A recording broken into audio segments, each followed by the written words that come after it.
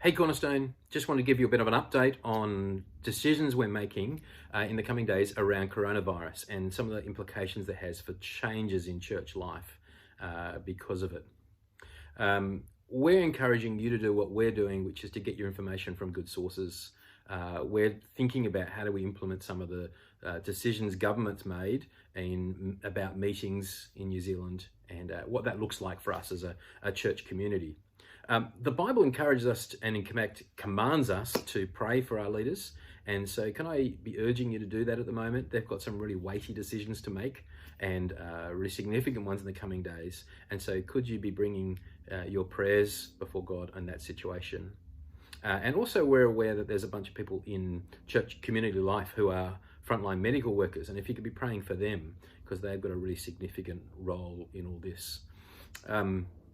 I'm also aware that it's a time where there's all kinds of needs that are coming up and concerns and anxieties for people, and not just around health, which is the obvious ones, but also around job security and finance, around being able to travel and not being able to be present with family perhaps because of that, or grieving events that have been cancelled, maybe really significant ones that can't go ahead now. So there's all kinds of things that are kind of causing anxiety for people.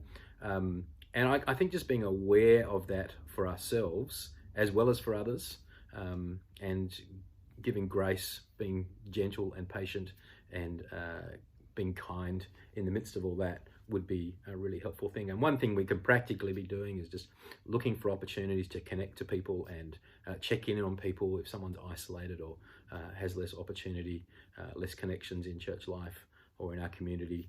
Be looking out for them.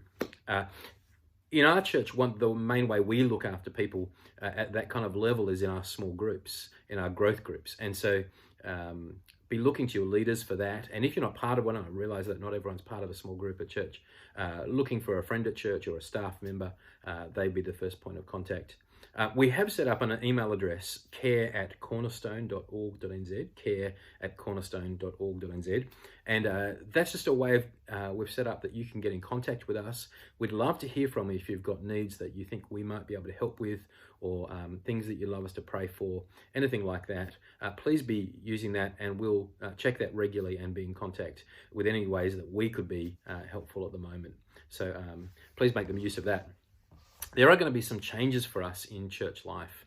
At a general level, we're looking at the guidance we've got at social distancing, of washing hands really carefully, and reducing down meeting sizes. And so we're putting that into place across all our meetings generally.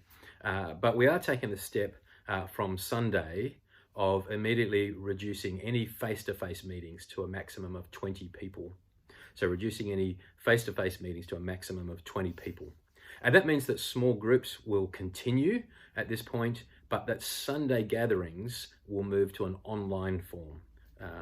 We're not stopping our Sunday gatherings, we're just moving them to online. And so you can perhaps be part of watching them either in your own household with those around you, or you could join up with a small group, whether it's one you're regularly part of or another one. And we'll be thinking of ways to do that regularly. But we're live streaming a Sunday gathering and doing that virtually for a period of time, however long that is.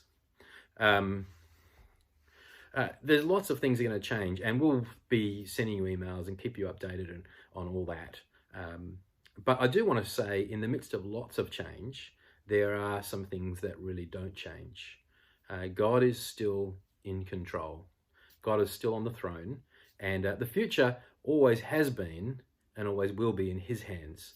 We kind of very quickly forget that and sort of get quite surprised when we kind of lose any sense of control about the future. But nothing really has changed. God has always got the future in his hands, and the Bible assures us that is a good thing, and it's something that can be rejoiced in, that the future is well and truly safe in his hands.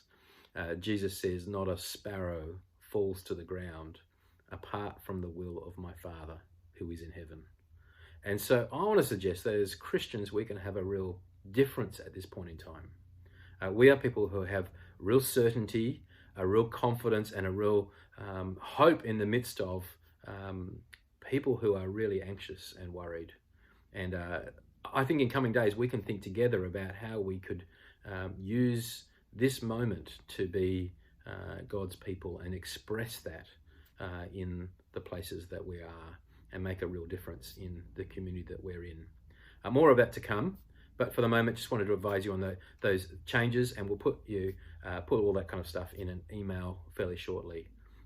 Stay in touch, and we'll be talking soon. See you soon. Bye.